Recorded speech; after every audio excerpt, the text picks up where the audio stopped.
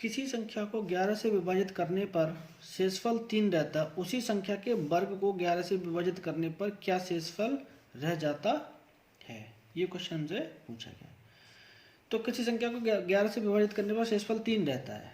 तो देखिएगा, जैसे मान लीजिएगा हम संख्या को 11 ही ले लेते हैं, हम अपनी कन्वीनियंस के लिए मान लेते हैं जैसे हमारी संख्या 11 ही है, और अगर हम इसके 11 को 11 से भाग देंगे तो शेषफल हमारा कितना आएगा, 0। और हमसे कह रहा है कि शेषफल 3 रहता है, तो हम क्या करेंगे, 11 में 3 जोड़ दें। 11 में अगर हम 3 जोड़ेंगे तो ये हो जाएगा हमारा 14। ठीक। अब नेक्स्ट क्वेश्चन में हम क्या बोल रहा है कि उसी संख्या के वर्ग को 11 से विभाजित करने पर क्या शेषफल रह जाता है। तो अब उसी संख्या को, यानी संख्या हमारी ये हो गई कि वर्ग करा इसका, तो हमारा 14 का हम वर्ग निकालेंगे। तो 14 और 14, वैसे तो आपको 14 का वर्ग आना चाहिए कि क्या होता है, लेकिन फिर भी मैं आपको दिखाने के लिए निकाल देता हूँ। तो 4 चौक 16 के 6 हासिल का 1, 4 एकम 4 और 1 5 इंटू 4 एकम 4 और 1 एकम 1 6 और 5 और 4 9 और 196। अब कह रहा है कि 196 को अगर हम 11 से भाग करें तो क्या शेषफल हमारा आना चाहिए। तो 11 से भाग करेंगे तो 11 एकम 11, और फिर हमारा बचेगा यहाँ पे 86। अब 86 को अगर हम भाग करेंगे तो 11 सत्ते 77। अब 86 में से 77 को हम माइनस करेंगे तो हमारा जाके बनेगा ये 9, और जो कि हमारा ऑप्शन है वो सी इज करेक्ट। की संख्या में करने पर हमारा क्या ऑप्शन बचेगा, तो सी इज करेक्ट।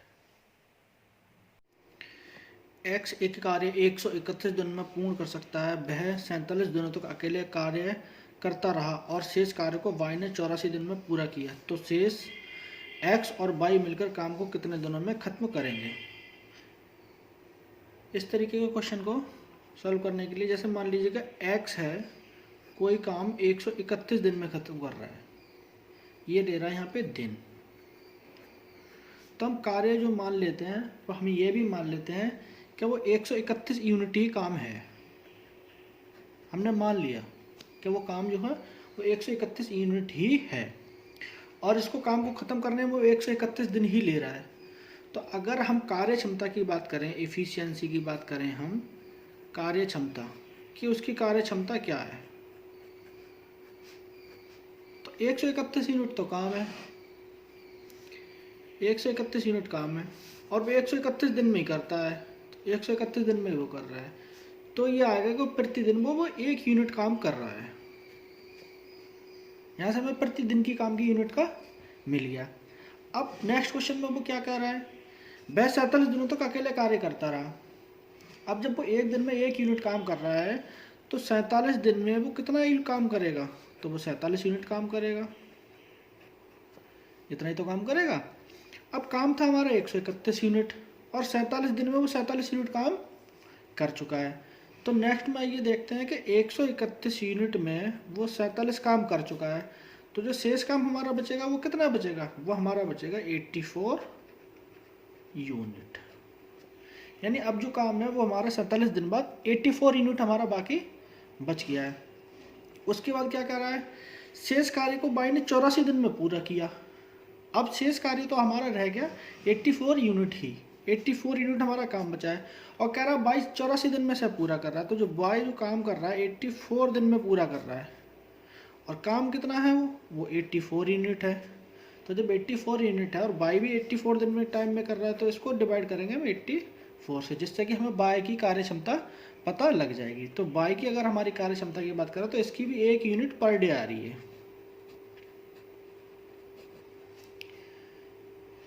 एक्स की भी 1 यूनिट पर डे आ रही थी और बाई की भी 1 यूनिट पर डे आ रही है। दोनों की हमें ये कार्य क्षमता मिल गई, यानी इफिशियंसी मिल गई। अब क्या करते हैं, तो एक्स और बाई मिलकर काम को कितने दिनों में ख़त्म करेंगे। अब एक्स और बाई मिलकर इस काम को जब पूरा हम करेंगे तो हमारा 131 यूनिट तो टोटल हमारा काम है, और एक्स प्लस बाई की जो कार्य क्षमता है वो हमारी कितनी है, तो वो हमारी है 131/1 + 1, 2 यूनिट। तो टोटल काम जो हमारा बनेगा 131/2 यानी 131/2। ये तो जो हमारा आंसर आएगा 65.5 डे, यानी ऑप्शन जो हमारा होगा बी इज करेक्ट कि 65.5 दिन में वो कार्य को पूरा करेंगे। आइए नेक्स्ट क्वेश्चन को देखते हैं और चैनल को सब्सक्राइब करें। ये गुणोत्तर श्रेणी का क्वेश्चन है। Uttar Pradesh SI sub inspector 2021 में आया है। मैं एक एक क्वेश्चन को आपको सीरियल वाइज सॉल्व कराऊंगा और देखते जाइए। इसमें लिखा हुआ निम्न गुणोत्तर श्रेणी का योगफल ज्ञात कीजिए। निम्न गुणोत्तर श्रेणी का योगफल ज्ञात करना है। यहाँ गुणोत्तर श्रेणी बननी है 2/5 बटा 2/25 बराबर 2/125 2/625।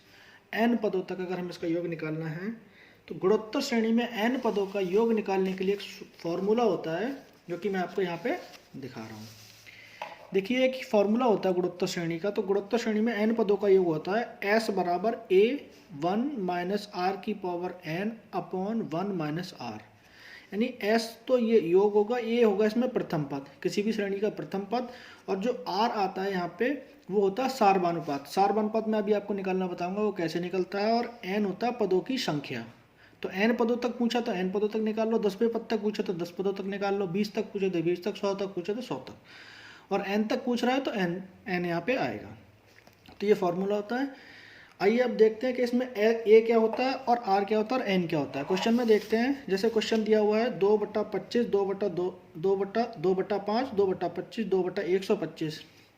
तो इसमें अगर हम r निकालें तो a तो हमारा यहाँ से हो जाएगा, a बराबर हमारा होगा a बराबर 2/5, और यहाँ पे n तो n पद तक हमारा यहाँ दे पूछ रखा है n पदों तक, तो n की तो वैल्यू हमारे लिए n मिल गई। अब हम यहाँ से निकालेंगे r। तो r अगर हम निकालेंगे तो जो दूसरा पद है उसमें से पहले पद को भाग देते हैं। तो जैसे दूसरा पद है 2/25 भाग ये पहला पद, ये 2/5, तो यहाँ से 2 से 2 हमारा कटेगा और 5 से 25 कटेगा 5। तो हमारा जो r आएगा वो आएगा 1/5। ये निकालने का फॉर्मूला होता है हमारा ये। अब आगे चलते हैं तो s इक्वल टू क्या होता है, s इक्वल टू होता है a ब्रैकेट में 1 माइनस आर की power n upon 1 minus r. ये हमारा फॉर्मूला होता है।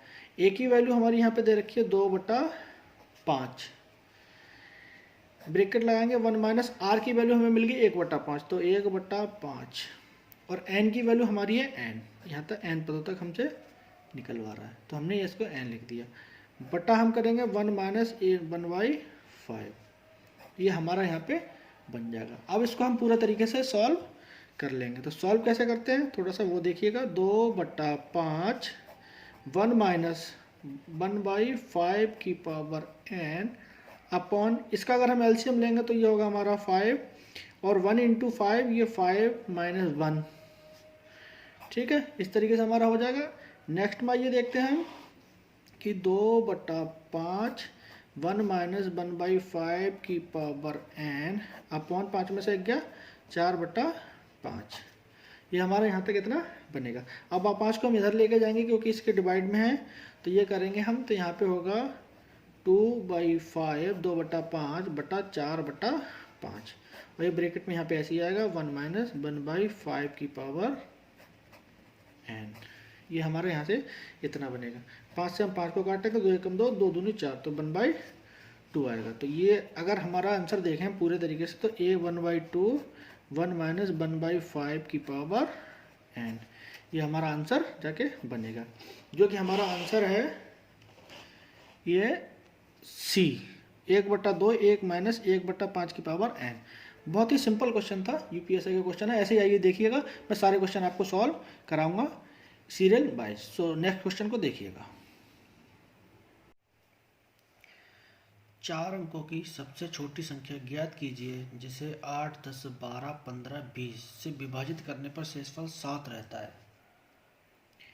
ये क्वेश्चन है, बहुत बार एग्जाम में आया है। तो इस क्वेश्चन को हम कैसे सॉल्व करेंगे आइए यहाँ पे हम देखते हैं।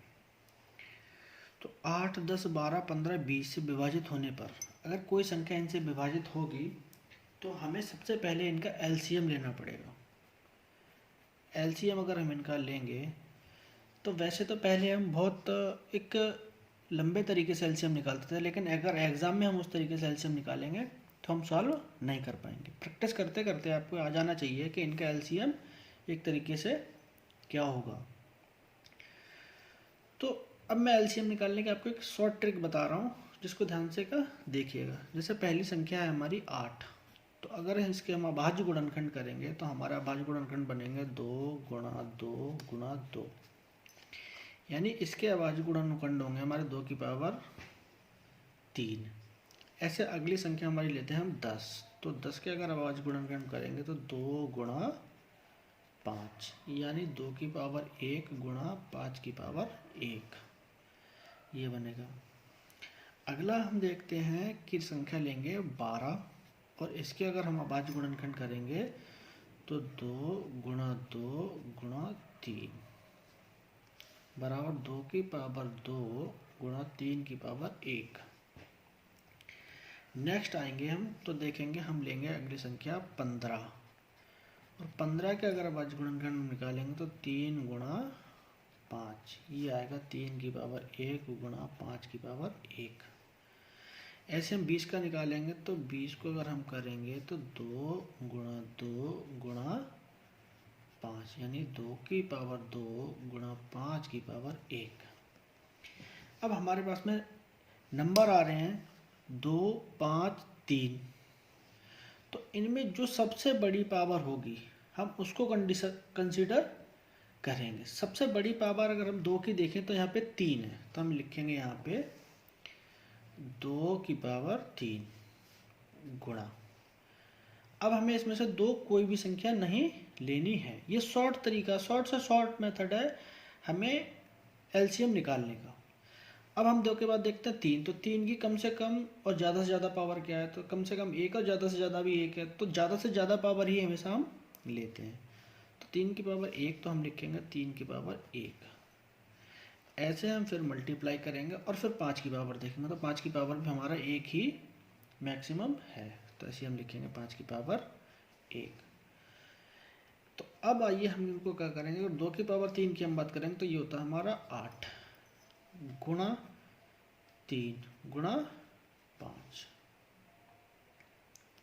और 8 3 हमारा जाके बनेगा ये 24, यानी 24, और गुणा 5, 5 और 20 हासिल लगा 2, और 5 दूनी 10 2 12, यानी हमारा जो एलसीएम आएगा वो 120 आएगा। अब हमें एलसीएम तो पता लग गया। अब हमसे क्वेश्चन में क्या पूछा गया, पहले हम सबसे पहले एलसीएम ही फाइंड करेंगे।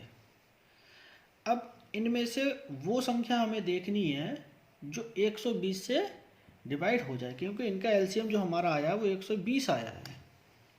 अगर 120 किसी संख्या का एलसीएम है और छोटी से छोटी संख्या हमसे पूछ रहा है जो कि हमें दी गई है, तो वो संख्या इनमें से ही कोई एक होगी जो 120 से विभाज्य होगी, लेकिन 7 शेषफल रहता है। तो किसी संख्या में अगर 7 शेषफल रह रहा है, इसका मतलब है कि हम उसमें से 7 को घटा दें और उसको 1 से 20 से हम भाग करें, और वो संख्या जो आएगी वो हमारी उसका गुणनखंड, यानी इसको सबसे छोटी संख्या होगी जो इनसे सबसे विभाजित होगी।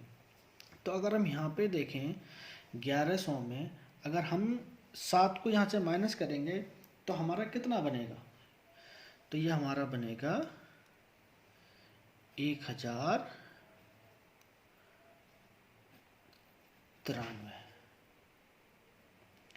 और 1073 में से अगर हम 7 को माइनस करेंगे तो हमारा जाके बनेगा 1073 और 7,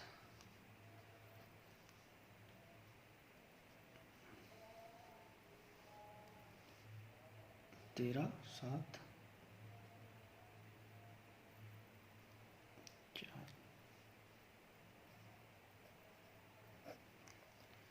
1073 को अगर हम 7 माइनस करेंगे तो ये हमारा बनेगा 1064। ऐसे 1087 में अगर हम 7 माइनस करेंगे तो हमारा बनेगा 1080, 1080।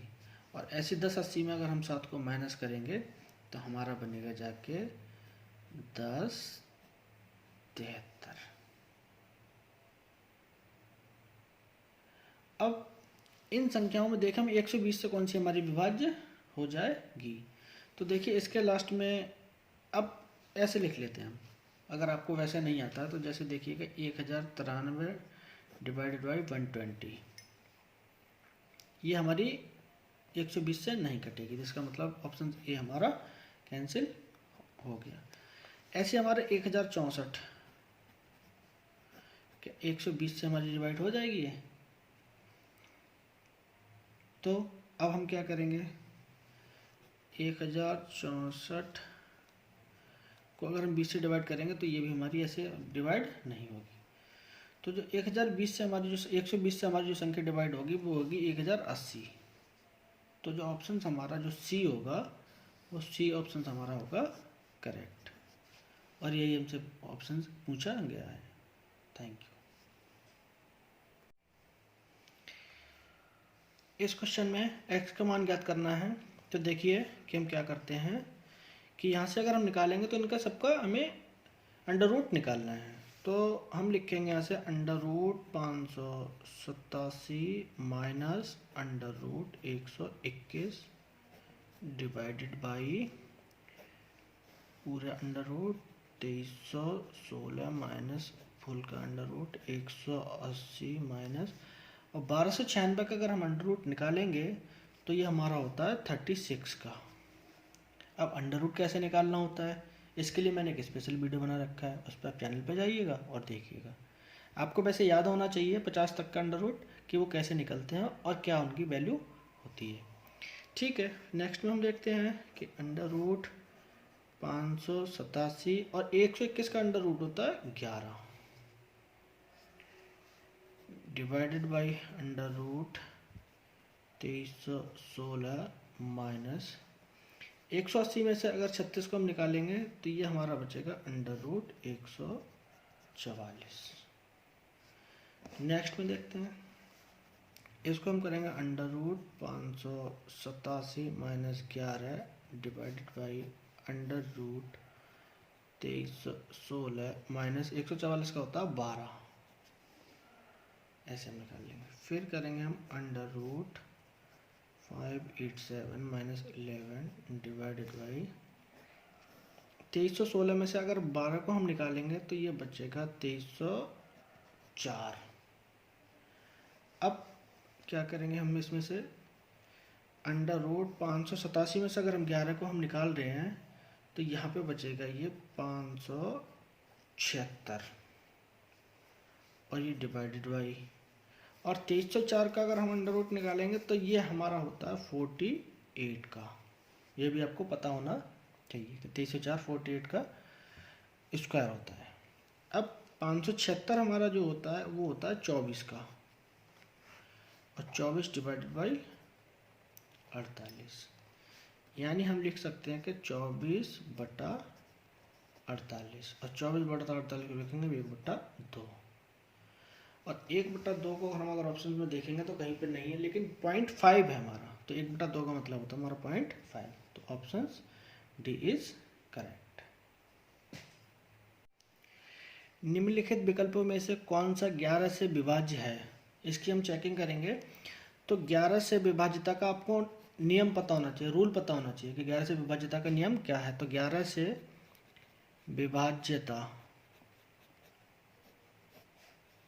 का नियम, अगर हम 11 से विभाज्यता का नियम देखें तो जैसे हम मान लीजिए कोई संख्या लेते हैं, जैसे 1 2 3 4 5 6, कोई भी संख्या लेते हैं, तो हम इसमें अगर यहाँ से गिनना स्टार्ट करें तो ये पहला स्थान, दूसरा, तीसरा, चौथा, पांचवा, छठा, इस तरीके से हम इसको गिनते हैं।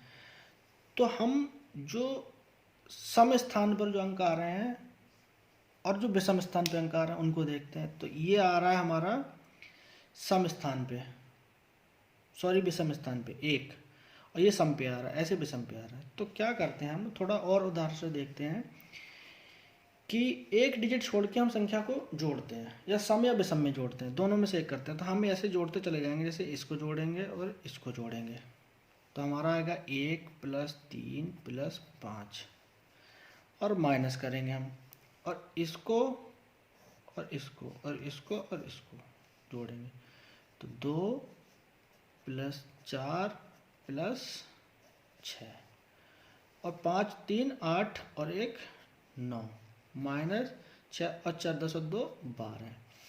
अगर ये संख्या हमारी 0 आ जाए या संख्या हमारी 11 से विभाज्य आ जाए तो जो मूल संख्या है वो भी 11 से हमारी विभाज्य होगी। तो ऐसे ही अगर सारे क्वेश्चन में मैं चेक करूँ ऑप्शंस को ऐसे निकाल के तो कौन सी 11 से विभाज्य होगी आपको पता लग जाएगा। तो डायरेक्ट मैं आंसर पे ही आता हूँ। तो जैसे मैं लेता हूँ कि ऑप्शन सी मुझे लग रहा है कि करेक्ट है, तो मैं चेक करता हूँ। तो मैं लिखूँगा 2 6 9 9 0 4 8। अब इसमें स्थानों को मैं जोड़ता हूँ ऐसे, और फिर इनको जोड़ूंगा मैं और घटाऊंगा। तो यहाँ से लूँगा मैं तो 2 + 9 ये 2 हो गया, ये 9 हो गया, +0 ये 0 हो गया, +8 ये हो गया। अब मेरे पास संख्या बची 6 9 और 4, तो -6 + 9 + 4 इस तरीके से मैं लिखूँगा। 8 और 2 10 और 9 ये 19 बनेगा जाके, -6 और 4 10 और 9 ये 19 बनेगा। तो 19 में से 19 बराबर 0, यानी 0 आ रहा है, इसका मतलब ये ऑप्शन हमारा 11 से विभाज्य हो जाएगा। तो इस क्वेश्चन में जो हमारा ऑप्शन है वो सी इज करेक्ट। बाकी और को आप डिवाइड करके देखिएगा नहीं होगा, मैंने जैसे बताया वैसे नियम से चेक करिएगा, तब भी वो ऑप्शन आपका सही नहीं होगा। यदि 320 का 20%, 460 के 40% से x कम है तो x का मान ज्ञात कीजिए, हमसे ये पूछा गया है। तो जैसा क्वेश्चन कह रहा है वैसा ही लिखते चले जाते हैं कि 320 का 20%, तो हम लिखेंगे 320 का 20%। 460 के 40% से x कम है, यानी जो है ये कम जो है 460 के 40% से x कम है। तो जब x कम है तो अगर इसमें हम x को जोड़ दें तो ये बराबर हो जाना चाहिए, तो सही है। अगर जो क्वेश्चन ऐसा कह रहा था हमने ऐसे इसको लिख लिया। अब हम क्या करेंगे, यहाँ से परसेंटेज आ रहा है तो हम बटा करेंगे इसका और हम लिख देंगे 100। ये परसेंटेज हमारा खत्म हो जाएगा। यहाँ पे भी हमारा परसेंटेज आ रहा है तो इसके हम बटा कर देंगे 100, ये भी हमारा परसेंटेज खत्म हो जाएगा। 2 जीरो से हम 2 जीरो को काट देंगे और यहाँ 2 जीरो से हम इस 2 जीरो को काट देंगे। जैसा क्वेश्चन कह रहा है हम बस वैसा ही करते रहेंगे। अब हमारा बचेगा x + 32 × 2 बराबर 40 × 4। अब अगर x के हम वैल्यू निकालेंगे तो x बराबर 40 × 4 - 32 × 2, ये हमारा जाके बन जाएगा। अब नेक्स्ट क्या करते हैं, तो x = 4 × 24 के 4 हासिल का 2, 4 × 16 और 2 18, 184 माइनस 2 दूनी 4 और 3 दूनी 6, यानी 184 माइनस 64। अब 4 से 4 जाएगा तो हमारा 0 बचेगा। और अगर जैसे हमने 4 से 4 को 0 बचाया तो हम ऑप्शंस में देखेंगे डायरेक्ट कि 126 122 124 0 किस में आ रहा है, यानी ऑप्शन डी। तो हम तुरंत टिक कर देंगे कि इसका ऑप्शन डी इज करेक्ट। बाकी अगर घटा के देखना चाहते हो आप घटा के देख लेंगे। ठीक है, चैनल को सब्सक्राइब करें। Thank you. निम्नलिखित में स्टार को प्रतिस्थापित करने के लिए चिन्हों के कौन से समुच्चय का उपयोग किया जाना चाहिए। यहाँ एक कि ये स्टार देके कुछ एक क्वेश्चन दिया है और उसमें बोल रहा है कि इनमें से कौन सा चिन्ह हम लगाएं जिससे कि दोनों साइड बैलेंस हमारी हो जाए। तो इस तरीके के क्वेश्चन को सॉल्व करने के लिए जैसे 56 स्टार 4 स्टार 3 बराबर 9 स्टार 2 स्टार 7, तो अगर इन संख्याओं को हमें आपस में बराबर करना है तो देखते हैं कि सबसे बड़ी संख्या कौन है। इधर 56 है, इधर 9 है, तो हमारे कहने का मतलब है कि 56 को हम कम से कम करेंगे तभी जाके हम सॉल्व कर पाएंगे। और कम से कम करने के लिए ऑप्शन से अगर हम जाने की कोशिश करें तो ऐसे क्वेश्चन को हमेशा ऑप्शन से ही करना चाहिए, थोड़ा सा दिमाग लगाना चाहिए, थोड़ा ऑप्शन देखना चाहिए। तो पहला ऑप्शन में हमें भाग चाहिए, जो कम से कम करेगा, तो भाग हमारा डी ऑप्शन में ही आएगा। और आप क्वेश्चन में जाके लगा के देखिएगा कि इसको से क्वेश्चन मैक्सिमम सॉल्व हो जाएगा। तो आइए सॉल्व करने की कोशिश करते हैं।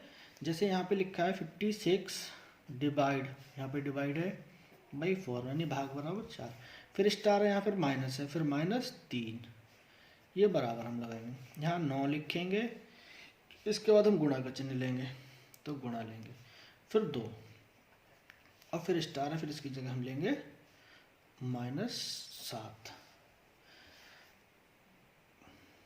तो 4 से हम काटेंगे तो 4 एकम 4 और 4 चौक 16 यानी 14 चौका 56 -3 बराबर 9 दूनी 18 -7।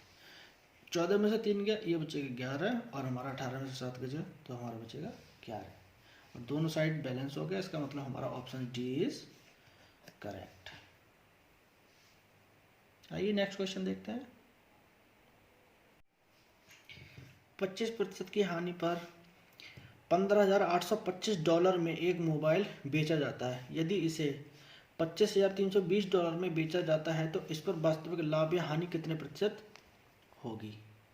क्वेश्चन को कुछ नहीं करना, बहुत आसान है, सीधा 25% की हम वैल्यू लिखते हैं। तो 25% का अगर हम फ्रैक्शन निकालेंगे तो ये होता है 1/4। कहने का मतलब है कि हमने 4 की चीज़ पे 1 घाटा लिया है, हानि पर बेचा है, तो 4 पे 1 का घाटा लिया है हमने, यानी 4 की जो हमारी चीज़ थी वो हमने 3 में बेची है और 3 में बेची, 3 की वैल्यू दे रखा है, वो ये दे रखी है 15,825। तो 3 का अगर हम वैल्यू को देखेंगे, 3 की वैल्यू को हम देखेंगे 15,825 3 यूनिट के लिए, तो 1 यूनिट के लिए हमारा क्या होगा, तो 1 यूनिट के लेके जाकर हमारा होगा 15,825 बटा 3, इतना ही होगा। और उसका अब एक मोबाइल बेचा जाता है, यदि इसे इतने में बेचा जाता तो इस पर वास्तविक लाभ या हानि क्या होती। लाभ या हानि हम जब भी कैलकुलेट कर सकते हैं जब हम उसे वास्तविक मूल्य उसका हमें पता हो। तो 4 यूनिट की अगर हम वैल्यू निकालेंगे कि उसका एक्चुअल प्राइस कितना था, तो हम निकालेंगे यहाँ से 4 यूनिट। 1 यूनिट की वैल्यू हमें पता लग गई तो 4 की हम निकालेंगे। जब 4 की हम कैलकुलेट करेंगे तो ये 3 से अगर हम इसको काटेंगे तो ये आएगा 3 पंजे 15 और 3 दूनी 6 और 3 सत्ते 21 और 3 पंजे 15 और इसकी गुणा अगर हम इससे करेंगे 4 से करेंगे तो हमारा जाके बनेगा 4 पंजे 20 का सिपर हासिल के 2, 4 सत्ते 28 और 2 30 का सिपर हासिल के 3 और 4 दूनी 8 और 3 11 का 1 हासिल का 1 और 4 पंजे 20 और 1 21, यानी 21,100 उसका एक्चुअल प्राइस हमारा है। अब उसको हमने क्या किया है, यदि इसे $25,320 में बेचा जाता है, मानी 21,100 की चीज़ हमारी, 21,100 की चीज़ जो हमारी बेची जा रही है वो 25,320 में हमने बेच दी, तो अब हमें सीधी सी बात है कि हमें लाभ हो रहा है। लाभ अगर हम हो रहा है तो हानि वाले ऑप्शन तो हम काट देंगे, हानि हमें हो ही नहीं रही है क्योंकि हमने कम की चीज़ ज़्यादा में बेच रहे हैं। अब हम कितनी ज़्यादा में बेच रहे हैं, तो 21,100 25,320 में से अगर 21,000 हम 100 को घटा रहे हैं तो ये हमारा जो डिफरेंस निकल के आएगा ये आएगा 4,220, यानी हम इस पर इतने का फ़ायदा ले रहे हैं। तो लाभ या हानि कैलकुलेट करेंगे, तो लाभ या हानि कैलकुलेट करने का होता है मतलब लाभ प्रतिशत बराबर होता है हमारा, लाभ प्रतिशत बराबर होगा ये हमारा जाके लाभ बटा क्रय मूल्य गुणा 100। और लाभ हमें हो रहा है 4,220 का और कितने पे हमें हो रहा है 21,100 पे, यानी 21,100 पे, तो 100 पे कितना, एक जीरो से अगर हम एक जीरो को काट देंगे तो 420 को अगर हम डिवाइड करेंगे तो ये हमारे जाएगा आके 1/5 और 1/5 का जो फ्रैक्शन हमारा होता है वो जाके हमारी बनेगी 20% और ये हमारा होगा लाभ। 20% का लाभ हमें मिल रहा है और जो कि हमारा ऑप्शन सी इज करेक्ट। ठीक है, आइए नेक्स्ट क्वेश्चन देखते हैं। एक नाव 54 घंटों में 217 किलोमीटर धारा की विपरीत दिशा में जाती है और 64 घंटों में 448 किलोमीटर धारा की दिशा में जाती है। शांत जल में नाव की गति ज्ञात कीजिए। ये क्वेश्चन है, तो इस क्वेश्चन को देखते हैं कि कैसे हम सॉल्व करेंगे। कहा जा रहा है हमसे कि 54 घंटों में 217 किलोमीटर जाती है। तो अगर स्पीड हम निकालेंगे तो चाल बराबर होता है दूरी बटा समय। अब समय तो हमें दे रखा है, कितना है हमारा 54 घंटा, और दूरी हमारी दे रखी है 270 किलोमीटर। तो ये जो हमारी चाल आएगी ये आएगी हमारी 5 किलोमीटर प्रति आवर, मतलब 5 किलोमीटर प्रति घंटा की स्पीड से हमारी ये बोट है वो जा रही है। लेकिन क्या कह रहा है, धारा की विपरीत दिशा में जाती है। अगर धारा की विपरीत दिशा में जा रही है तो नाव की एक्चुअल चाल होगी हमारी, वो हमारी क्या होगी, तो हम देखते हैं इसमें कि नाव की चाल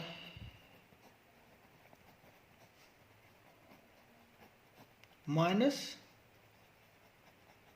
धारा की चाल, ये दोनों चीज़ें तो हम देखते हैं। लेकिन ये जो हमारी यहाँ पे आ रही है ये इन दोनों को मिला के आ रही है, तो ये बराबर होगी 5। अभी तो हम इतना ही देख सकते हैं। नेक्स्ट वो हमसे क्या कह रहा है ये देखते हैं कि 64 घंटों में 448 किलोमीटर धारा की दिशा में जाती है। अब कह रहा है कि 64 घंटों में, यानी 64 घंटों में, और वो कितना जा रही है 448 किलोमीटर। अगर 64 घंटों में 448 किलोमीटर जा रही है तो चाल बराबर दूरी बटा समय से हम निकालेंगे कि चाल क्या होगी, तो हम 64 से भाग देंगे। तो ये जब हम निकालेंगे तो ये हमारा आएगा 7 किलोमीटर प्रति आवर, यानी 7 किलोमीटर प्रति घंटा। अब इस चाल में हमारा क्या अंतर है, इस चाल में हमारा अंतर ये होगा कि धारा की दिशा में जाती है। तो इस चाल में हमारा जो होगा दोनों चीजें शामिल होंगी, नाव की चाल प्लस धारा की चाल, और ये हमारा जो होगा वो 7 किलोमीटर आ रहा है हमारा। इसमें नाव की चाल धारा माइनस धारा की चाल आ रही है, तब जाके मिल रही है यहाँ पे नाव की चाल और धारा की चाल आ रही है, तो ये हमारा दोनों का आ रहा है। अगर हम नाव की चाल को b मान लें और धारा की चाल को w मान लें तो b माइनस डब्ल्यू होगा यहाँ पे, ऐसे यहाँ पे b प्लस डब्ल्यू होगा। तो क्या दे रखा है हमें, b माइनस डब्ल्यू जो दिया हुआ है वो 5 दिया हुआ है, और b प्लस डब्ल्यू जो हमें दिया हुआ है वो 7 दिया हुआ है।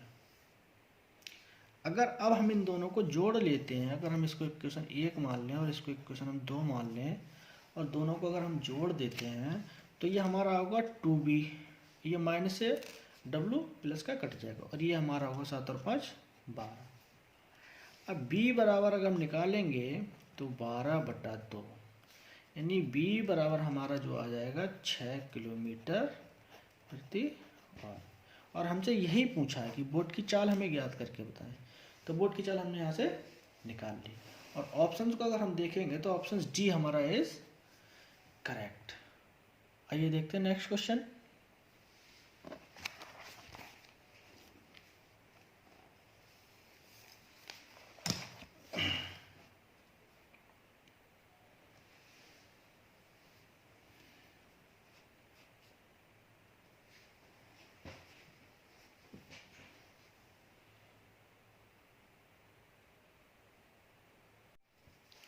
एक ट्रेन 80 किलोमीटर पर आवर की गति से दिल्ली से जामनगर तक जाती है और 82 किलोमीटर पर आवर की गति से लौटती है। यदि कुल यात्रा में 162 घंटे लगते हैं तो दिल्ली और जामनगर की दूरी क्या है। बहुत अच्छा क्वेश्चन है, बहुत बच्चे कंफ्यूज होते हैं, बहुत टाइम ले लेते हैं। आइए दिखाइए, मैं शॉर्ट में सिखाता हूँ आपको कि इस क्वेश्चन को कैसे सॉल्व करेंगे। एक ट्रेन 80 किलोमीटर पर आवर की गति से दिल्ली से जामनगर तक जाती है, यानी चाल बराबर दूरी बटा समय, वही से हम फिर लेंगे। तो चाल हमारी दे रखी है 80 किलोमीटर पर आवर, तो हम लेंगे 80, और दूरी हमें नहीं पता है, तो दूरी हम x मान लेते हैं, और हमें समय भी नहीं पता है, हम समय को मान लेते हैं t1। अगर x की हम बात करें दूरी की, तो 80 t1 हमारा ये आएगा, और हम इसको मान लेते हैं इक्वेशन 1। नेक्स्ट क्या कर रहा है कि वो वापस आने में 82 किलोमीटर की स्पीड से आता है, तो हमारा दोबारा से स्पीड हमारी क्या होगी, वो होगी 82 किलोमीटर, और दूरी हमें अभी भी नहीं पता है, और टाइम का भी नहीं हमें पता, तो हम टाइम मान लेते हैं t2। और अगर इसको हम x के अकॉर्डिंग लिखेंगे तो x बराबर इसमें आएगा 82 t2, ये हमारी इक्वेशन 2 आ जाएगी। और फिर उसके बाद क्या कर देता है कि आने और जाने में 162 घंटे का टाइम लगता है, आना भी और जाना भी। तो अगर ये इक्वेशन 2 है और इनमें x की वैल्यू हम देख रहे हैं, तो हम इसको ऐसे लिख सकते हैं 80 t1 is equal to 82 t2, और t1 अपॉन t2 का रेशियो अगर हम निकालेंगे तो ये आएगा 82 अपॉन 80। और अगर दोनों का रेशियो हम निकाल ले रहे हैं, और वो देख कह रहा है कि दोनों को जो जाने आने में समय लगता है वो लगता है 162 घंटा, तो अगर दोनों यूनिट को हम जोड़ दें तो 82 प्लस 80 ये आएगा 162, और दोनों का जो टाइम दे रखा है वो 162 दे रखा है, तो यानी एक यूनिट की वैल्यू जो हमारी आएगी 1 आएगी। तो 82 यूनिट हमें पता लग गया t1 का टाइम कि 82 82 घंटे वो लेता है। अब अगर हम t1 की वैल्यू इक्वेशन 1 में रख दें यहाँ पे, तो देखिए क्या आता है, तो हमारा 80 इज इक्वल टू x हमें निकालना है, और t1 हमें यहाँ से मिल गया, तो t1 हमें मिला है यहाँ से 822, तो x इक्वल टू होगा हमारा 80 इंटू 82, तो x हमारा जो आ जाएगा, यहाँ 0 है तो 0 लिखेंगे, 8 दूनी 16 के 6 चल का 1, 8 इंटू 8 बराबर 64 और 1 65, यानी 6560 किलोमीटर की दूरी हमारी दिल्ली से और इसके बीच की है। बहुत आसानी से सॉल्व हो गया, आप देखिएगा क्वेश्चन को। आइए नेक्स्ट क्वेश्चन देखते हैं, और ऑप्शन इसका देखते हैं कि ऑप्शन हमारा होगा ये डी इज करेक्ट, 6560 किलोमीटर। ठीक है, नेक्स्ट क्वेश्चन देखते हैं। अंडर रूट 12.96 गुणा अंडर रूट 60.84 भाग अंडर रूट 3.24 गुणा अंडर रूट 31.36 बराबर क्या। इस क्वेश्चन को अगर हम सॉल्व करें तो हमें वैसे बहुत माथापच्ची करनी पड़ेगी, क्योंकि यहाँ पे सब में दशमलव आ रहा है। अब हमें दशमलव को ख़त्म करना है, तो हम क्या करेंगे, तो हम सिंपल सा सीधा लिखते हैं कि अंडर रूट 12.96 गुणा अंडर रूट 7.84 भाग अंडर रूट 3.24 गुणा अंडर रूट 31.36। सबके दशमलव काटेंगे हम यहाँ से, और सबके बटा हम 100 लिखेंगे, सीधा कुछ नहीं करेंगे हम, बिल्कुल सबका बटा 100 लिखेंगे, और ये सारी वैल्यू जो हमारी अंडर रूट में हो गई। अब 100 का अंडर रूट हमारा जो होता है वो होता है 10, तो सबका बटा 10 बनेगा, उसमें कुछ नहीं सोचना है। अब 1296 का हमें अंडर रूट पता होना चाहिए कि कितना होता है, नहीं होता है तो आपको मैं वीडियो में सिखा चुका हूँ, वहाँ से आप जाके प्ले लिस्ट में देख लीजिएगा। 1296 का हमारा अंडर रूट होता है वो होता है 36 का, और बटा 100 तो ये बनेगा हमारा 10, क्योंकि 100 का 10 होता है। अभी हम लिखेंगे यहाँ गुणा, और 784 हमारा जो अंडर रूट होता है वो होता है हमारा 28 का, और 28 बटा 10 हम भाग की जगह भाग लिखेंगे, और 324 जो हमारा होता है वो होता है 18 का, और बटा 10, और 3136 जो होता है वो हमारा होता है 56 का, बटा 10।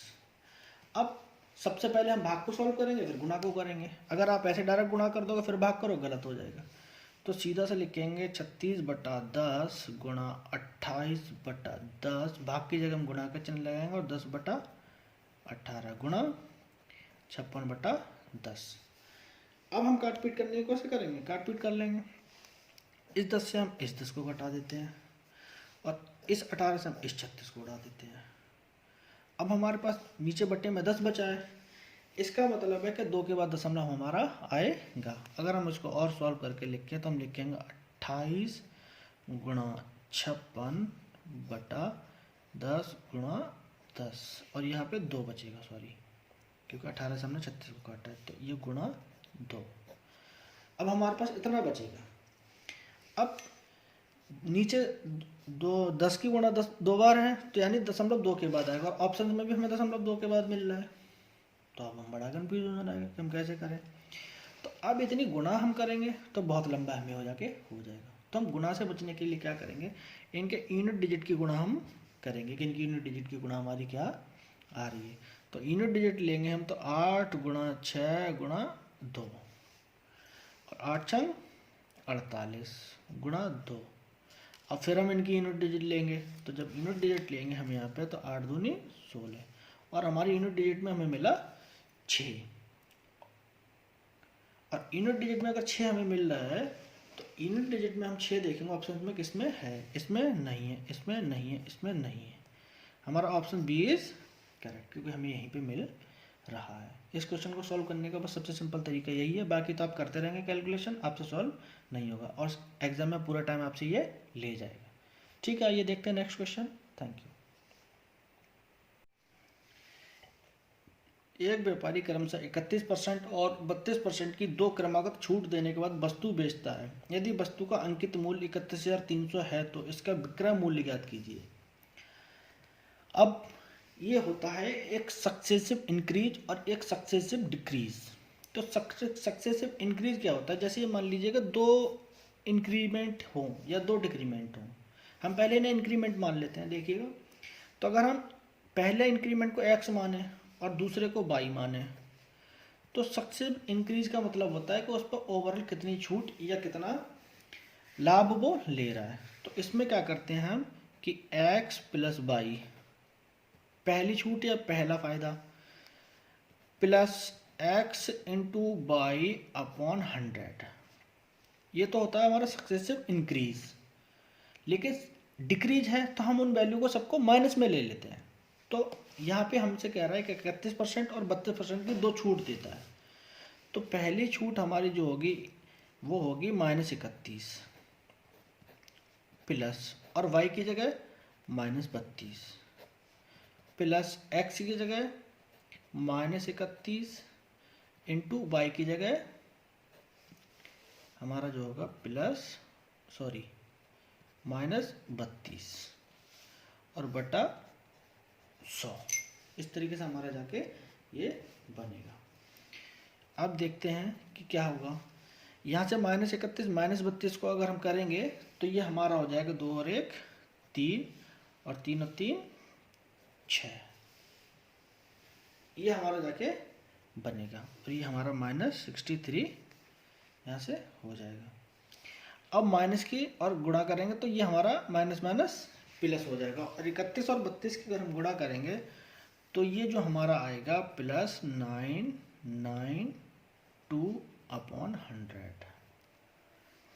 इसको आगे देखते हैं, तो -63 प्लस 9.92 ये होगा, और इसमें से हम इसको माइनस करेंगे, -63 में से 9.92 को, तो -63 प्लस 9.92 होगा हमारा -53.08, यानी ओवरऑल हम उसको इतने की छूट दे रहे हैं। और जो हमारी वैल्यू है इतने की तो हम छूट देंगे टोटल, क्योंकि सक्सेसिव इंक्रीज सक्सेसिव डिक्रीज हमने एक बार में निकाल लिया। और मार्क प्राइस उसका क्या 31,300 है अंकित मूल्य। तो अंकित मूल्य अगर 31,300 है और हम इतने की उसे छूट दे रहे हैं, तो इसकी वैल्यू हमारी जो विक्रय मूल्य है वो क्या बचेगा। तो विक्रय मूल्य अगर हम इतने की छूट दे रहे हैं तो मतलब है कि 100 में हमने 53.08 की छूट दे दी, तो जो उसकी वैल्यू बचेगी हमारी 31,100 की, वो इतनी छूट देने के बाद हमारी इतनी बचेगी। तो 100 में से अगर हम 53.08 को निकाल देंगे तो ये हमारा बचेगा 46.92, इतना बचेगा। तो इसकी जो हमारी वैल्यू बचेगी ये बचेगी 46.92, %। अब परसेंट की जगह हम बटा लिखेंगे और इसको लिख देंगे हम 100, ऐसा परसेंट हम काट देंगे और 2 जीरो से हम 2 जीरो को काट देंगे तो हमारी वैल्यू फाइनली जाके बचेगी वो 4692 गुणा 313 बचेगी हमारी, इतनी वैल्यू हमारी जाके बचेगी। अब ये गुणा बहुत लंबी हो गई और आंसर में हम क्या देखते हैं, आंसर में हमारे भी डिजिट में दशमलव आ रहा है और यहाँ पे हम जो कर रहे थे, यहाँ देखिएगा ये 46.92, तो 46.92 यहाँ पे होगा और इसकी गुणा हम ऐसे करेंगे। तो अब तो बड़ा क्वेश्चन का हमारा लंबा हो जाएगा, हम कैसे सॉल्व करेंगे। तो अब क्वेश्चन को हम जाएंगे ऑप्शन से। तो ऑप्शन पे हम देखेंगे कि वेरिएशन 96, 96, 96 के सब में है। पीछे से वैल्यू देख रहे हैं कि तो हम यहाँ तक की जो वैल्यू इसमें देखेंगे सब में, ये वैल्यू हमारी यहाँ तक की सेम है। अब क्वेश्चन अगर हम कैलकुलेशन करेंगे तब भी हमारा सॉल्व नहीं होगा। अब क्या करें, तो हम क्या करेंगे, अगर हम इसको थोड़ी देर के लिए हमारा जो मल्टीप्लिकेशन आ रही है, टाइम बचाने की सबसे शॉर्ट ट्रिक बता रहा हूँ ऑप्शन से जाने की मैं, ये आपको कोई नहीं बताएगा। 4692 है, अगर हम इसको 4600 मान लें, हम कम मान लें इसको अभी 4600 अपनी कन्वीनियंस के लिए, और 313 को अगर हम 300 मान लें तो अब तो हम गुणा आसानी से कर सकते हैं। अब 4 जीरो हमारे यहाँ पे आ रहे हैं तो हम 4 जीरो को पहले लगा देंगे। अब हम 4600 की 3 की गुणा करेंगे तो 6 3 18 का 8 हासिल का हमारा 1 और 4 3 12 और 1 13, यानी इसकी अगर हम गुणा करेंगे और 2 के बाद हमारा दशमलव आ जाएगा तो 13,000 हमारा 800 आ रहा है। अब हम देखते हैं कि ऑप्शन में हमारा क्या जा रहा है। देखो 11,685 तो ये हमारा नहीं होगा क्योंकि हमारा 13,800 तो हमें इसे हमने कम गुणा करके करा तब आ रहा है हमारा। तो ऑप्शन तो जो 13,000 से कम के होंगे वो सब कट जाएंगे। अब ये भी कट गया, ये भी कट गया, लेकिन 13 और 14 ये आ रहा है तो हमारी जो गुणा हो रही है वो पहले ही आ रही है 13,800 और ऑप्शन में हमें दे रखा है 13,685, तो ये तो ऑप्शंस नहीं होगा तो हमारा ये भी कट गया। तो ऑप्शन ए ही हमारा बचता है जो कि हमारा आंसर होगा। इस क्वेश्चन को करने का सबसे बेस्ट तरीका यही है। इसके अलावा आप दूसरे तरीके से करेंगे तो बहुत टाइम लगेगा और क्वेश्चन में आप सॉल्व नहीं कर पाएंगे। तो हमेशा ध्यान रखिएगा, इस तरीके के क्वेश्चन इसलिए दिए जाते हैं कि आपको ज़्यादा से ज़्यादा टाइम वेस्ट हो जाए। आइए नेक्स्ट क्वेश्चन देखते हैं।